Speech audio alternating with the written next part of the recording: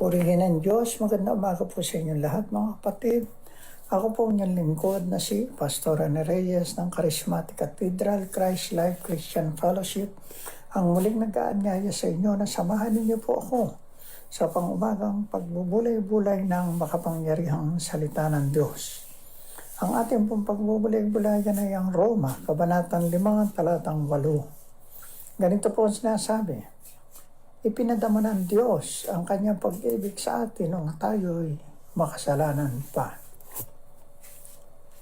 Ang pamagat po na ating pagbubulay-bulayan ay patunay na mahal tayo ng Diyos. Ano po bang patunay na nais pa natin para paniwalaan nating mahal tayo ng Diyos? Yan po bang tayo'y binibiyayain niya ng lahat ng ating pangailangan? Yan po bang binibigyan niya tayo ng mabuting kalusugan? Tinutulungan niya tayo magkaroon ng trabaho at pinaunlad ang ating pangkabuhayan? Totoo po na kung pinagpapala tayo ng Diyos ay patunay ito ng pagmamahal niya sa atin. Pero hindi po lahat ay ganito.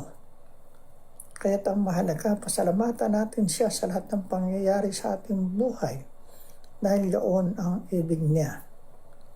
Ang pinakamainam pong palatandaan na ating tandaan na pinakamalalim na pagmamahal sa atin ng Diyos ay kung ano ang ginawa niya talaga para sa tayo iligtas.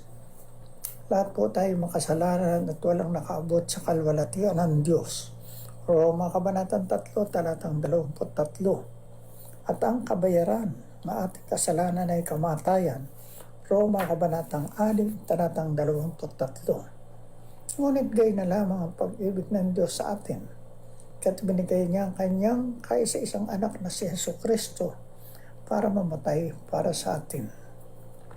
Tandaan po natin na tayo naligtas dahil sa Panginoong Jesus na nagbayad ng ating kasalanan. Siyang namatay sa halip na tayo bilang kabayaran ng ating kasalanan.